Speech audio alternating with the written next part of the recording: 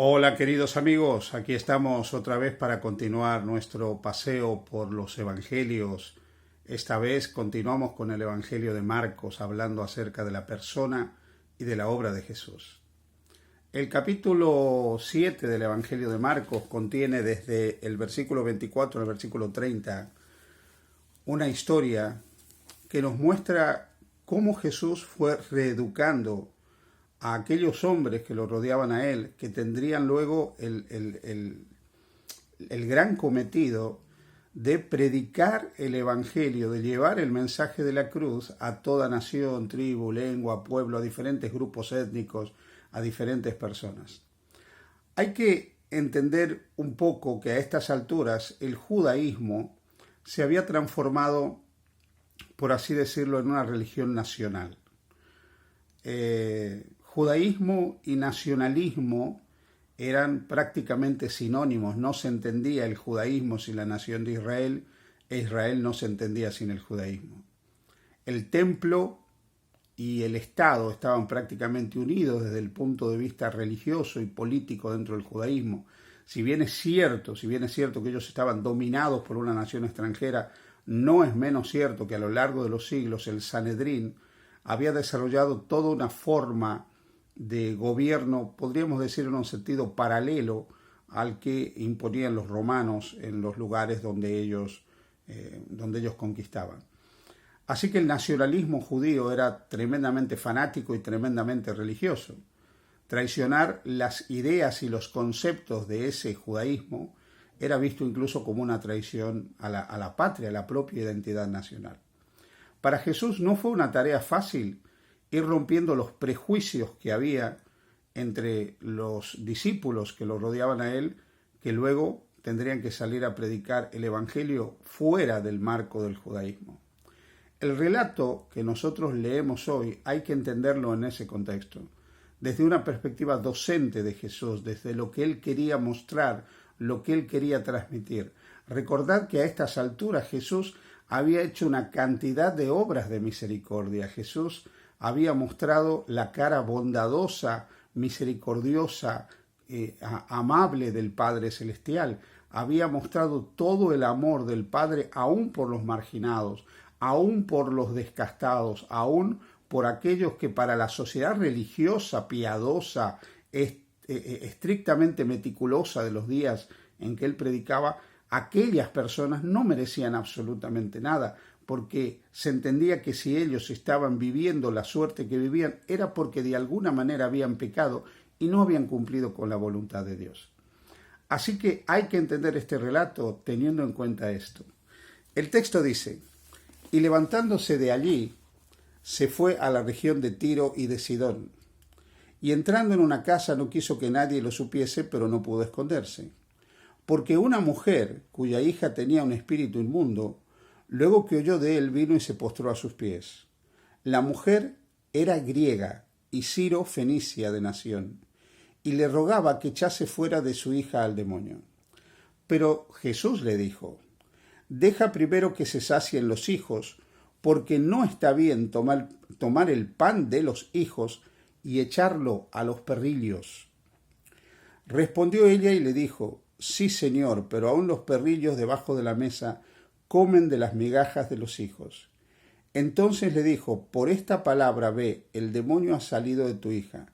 Y cuando llegó ella a su casa, halló que el demonio había salido y a la hija acostada en cama. El relato es sumamente interesante. Jesús está predicando, que es lo que él hacía constantemente, y de pronto una mujer se entera de que él estaba en la ciudad y acude a Jesús. Y esta mujer nos dice el relato, y no es casual que lo diga el relato, nos dice que era griega, o sea, esta mujer tenía cultura griega, pero además era sirio-fenicia. ¿Qué significa esto? Que era totalmente pagana, formaba parte de una nación pagana, los sirios fenicios. Entonces no tenía nada que ver con el pueblo de Israel en realidad. Su cultura, su religión, su nacionalidad eran totalmente opuestas a la cultura, a la religión y a la nación de Israel. Pero esta mujer está desesperada. Y está desesperada porque tiene una hija que está atormentada por un mal espíritu. Recordad, que ya una vez lo mencionamos, que la Biblia distingue entre la posesión demoníaca, los trastornos mentales y otro tipo de enfermedades. Cuando la Biblia habla de posesión demoníaca, está hablando de posesión demoníaca, no los confunde. Así que aquí vemos el terrible caso de una pobre mujer que tenía a su hija inmersa en una situación dramática porque estaba controlada por un demonio. La posesión demoníaca en los días de Jesús parece haber sido bastante común. Encontramos que constantemente Jesús se encuentra con personas que están poseídas por el demonio, incluso dentro de la sinagoga, en los mismos espacios de lectura y de culto, donde se está leyendo y se está celebrando la palabra de Dios. Y las encontramos no solo dentro del pueblo de Israel, sino fuera del pueblo de Israel. La acción de los demonios parece incesante en este momento. Es que Satanás había ganado mucho en el mundo hasta ese momento. De hecho, hay autores que dicen que la misma imagen de los demonios se reflejaba en el rostro de algunas personas. El poder de Satanás sobre la gente era tremendo. Y en ese momento de oscuridad llega Jesús para traer la luz del amor de Dios, la luz de la compasión de Dios, la luz de la misericordia de Dios al mundo. Y ahora esta mujer, que no merece nada por cuanto no es judía, pide una bendición de parte de Jesús, pide un milagro. Y Jesús le contesta algo. Sus discípulos estaban ahí, estaban escuchando, estaban viendo. Habían visto cómo Jesús no hacía acepción de personas, trataba con misericordia a todas las personas.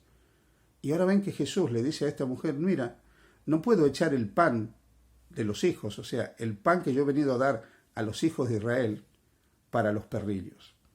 Sorprendentemente Jesús no utiliza un término que era común en sus días para hablar de los no judíos, que era perros.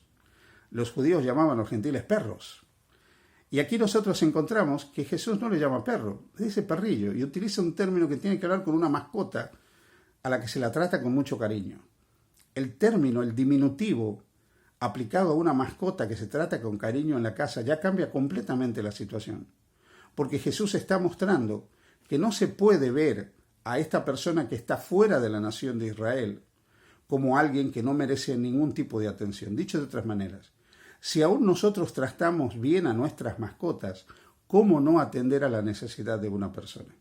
Jesús estaba queriendo enseñar esta lección a los discípulos que lo estaban escuchando a él.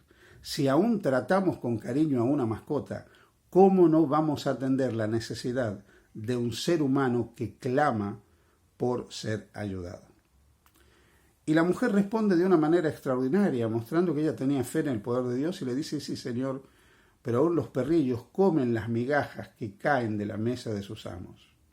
Las palabras no pueden ser más elocuentes. Señor, yo te reconozco como mi amo, por favor, trátame aunque sea como una mascota. Pero Jesús no la va a tratar como una mascota.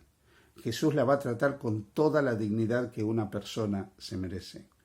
Porque Jesús le dice, conforme a tu palabra, a esa palabra de confianza, a esa palabra de fe, a esa palabra en que tú me reconoces a mí como Señor, conforme a esa fe que tú estás manifestando ahora, expresada en tu palabra, te será hecho el milagro.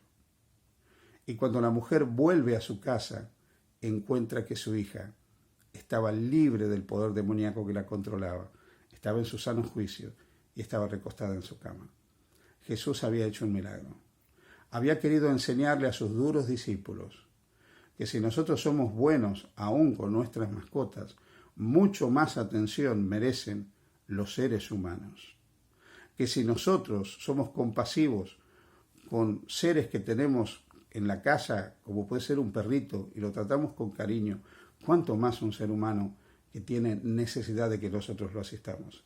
Había venido a mostrarle a sus discípulos que no podemos excluir absolutamente a nadie y no podemos tratar con desprecio a ninguna persona y que estamos en este mundo para ser el brazo que expresa el cariño, la bondad, la compasión y la misericordia del Padre Celestial.